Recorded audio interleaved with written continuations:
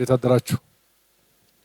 ክቡራን ሚኒስትር ዴታዎች፣ ክቡራን የተቋማት ዋና ዳይሬክተርና ምክትል ዋና ዳይሬክተሮች፣ ክቡራን የየተቋማቱ የማኔጅመንት ኮሚቴ አባላት፣ በቅድሚያ የ9 ወር የስራ አፈጻጸም ግምገማ በሴክተር ደረጃ ለመገምገም በተጠራው መድረክ ላይ ጥሪያችንን አክብራችሁ ሪፖርታችሁ ሰነዳችሁ ስለተገኛችሁ የሰማኝን ልባዊ ደስታ እየገለጽኩ እንኳን ደህና መጣችሁ ማለት ፈልጋለሁ። ባለፉት 9 ወራት ወደ ኋላ መለስ ብለን አፈጻጸማችንን ከመገምገማችን በፊት ያለፉት 9 ወራት ምን ላይ እንዴት አሳለፍን ስንል 9 ወሩን ወርሃ ሐምሌ ላይ የጀመርነው የንግድ ሳምንት በማዘጋጀት በስራዎቻችን ያገዙን አካላት እውቅና በመስጠት በመሸለም ስራዎቻችንን በፓናል ውይይት እቅዶቻችንን በፓናል ውይይት የማስረጽ የባለድርሻ አካላትን ግብአት የመጠቀም እና በከፍተኛ የሆነ ንቅናቄ የጀመርነው ስራ እነሆ 9 ወራት ተቆጥረው ዛሬ ያለፉት 9 ወራት አፈጻጸም በተቋም ደረጃ በዘርፍ ደረጃ ከዛም በታች ባለው አደረጃጀት ተገምግሞ የመጣውን የተጠቃለለ ሪፖርት ስንገመግም እንደ ሴክተር ከአምናው በጣም የላቀ ነገር ግን ከመደረሻችን እና ከማድረግ አቅማችን በጣም ያነሰ አፈጻጸም አስመዝግበናል። ይህን የምልበት ዋናው ምክንያት ኢንክሪመንታል በሆነ ወይም በየጊዜው የሚያድግ ተቋም በየጊዜው የሚያድግ ሴክተር ከመሆኑ ጋር ተያይዞ 2016 ከነበረው 2017 በጣም የላቀ ነው የነበረው። ከ2017 የ2018 9 ወራት የላቀ ብቻ ሳይሆን የ2018 9 ወራት አፈጻጸም የ2017ን የሙሉ ዓመት አፈጻጸም የሚመጥን ክዋኔዎች ተከናውነዋል። በኋላ በአቅራቢዎች በየዘርፉ ይቀርባል።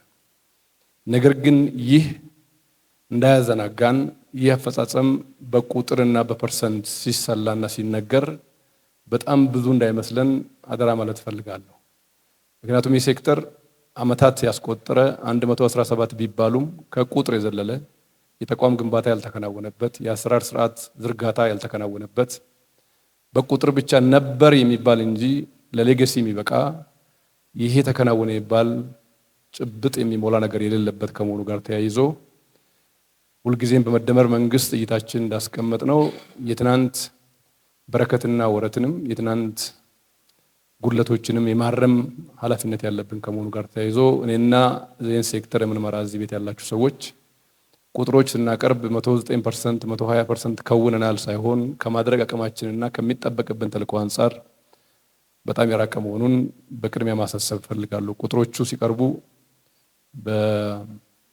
በመጻደቅና እኔ ሰርቼዋለሁ የተሻለ ውጤት አምጥተናል በሚባልበት ደረጃ የሚቀርብ ከሆነ የ2019 አፈጻጸማችን ከወዲሁ መገመት ይቻላል ከዚህ ያነሰ ይሆናል። በቁጭት የመገምገም ስራን ስንገመግም አፈጻጸሞቻችን አድምተን የማየት በተለይ ከማድረግ አቅማችንና ከተሰጠን ተልዕኮ አንጻር የመገምገም ብሂል ከጊዜ ወደ ጊዜ እየዳበረ መሄድ መቻል አለበት። በሁሉም ዘርፎች ባለፉት 9 ወራት ከፍተኛ የሆነ አፈጻጸም የተመዘገበበት ነው።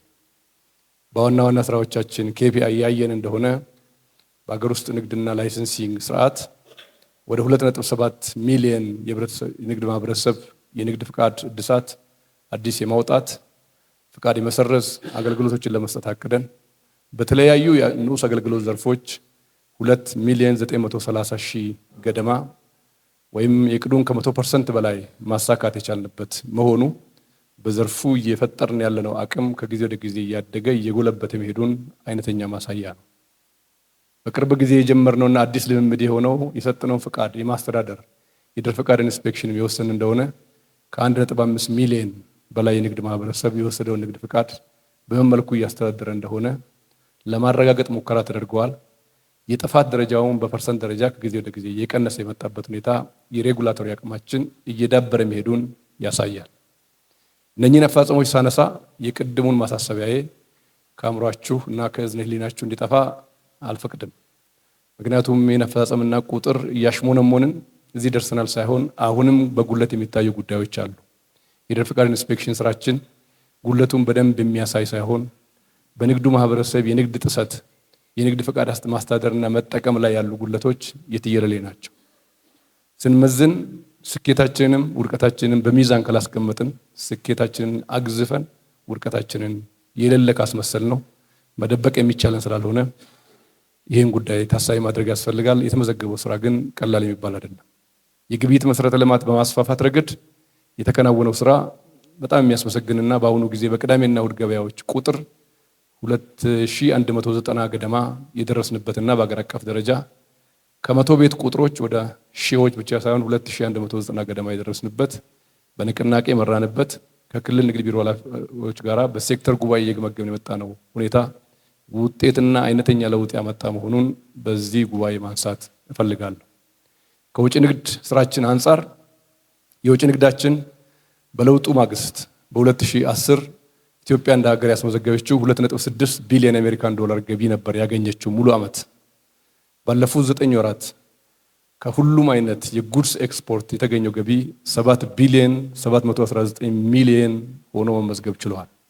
የሆርሙዝ ሰርጥ ተዘግቶ መካከለኛው ምስራቅ እየታመሰ የዕቅዳችን 114% አሳክተን የ2010 ሙሉ ዓመት 300% ወይም 3 እጥፍ ዕቅድ አፈጻጸም ማስመዝገብ ችለናል። እንደ ሀገር ለተመዘገበው ውጤትም ይህ ትልቅ ኩራት ነው። ሳንመጻደቅ በልኩ ሴሌብሬት ማድረግ ስለሚያስፈልግ አንድ ጊዜ ለራሳቸው አጨብጭቡ። የአፈጻጸም እንኳን በእኛ ዘመን ሆነ እንኳን እኛ የንግድ መዋቅር በሆንበት ጊዜ ጥርሳችንን ነክሰን አሳካ ነው። ባለድርሻ አካላት አቀናጅተን ብዙ የሰራናቸው ስራዎች ውጤት ማምጣት ብቻ ሳይሆን አፍ አውጥተው መናገር ችለዋልና ይህ ትልቅ አፈጻጸም ነው። ፓርቲኩላርሊ ሚኒስቴር መስሪያ ቤቱ የሚከታተላቸው ምርቶችም 85% ውጤት ያስመዘገቡበትና 605 ሚሊዮን ዶላር ገደማ ገቢ ያስገኙበት ነው።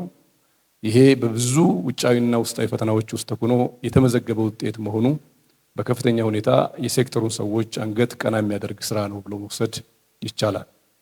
በቁም እንስሳት ግብይት ማዕከላትን ማበራከትና ማጠናከር ባለፉት 2 የግብይት ማዕከላትን በሶማሌ ክልልና አፋር ክልል አስመርቀናል።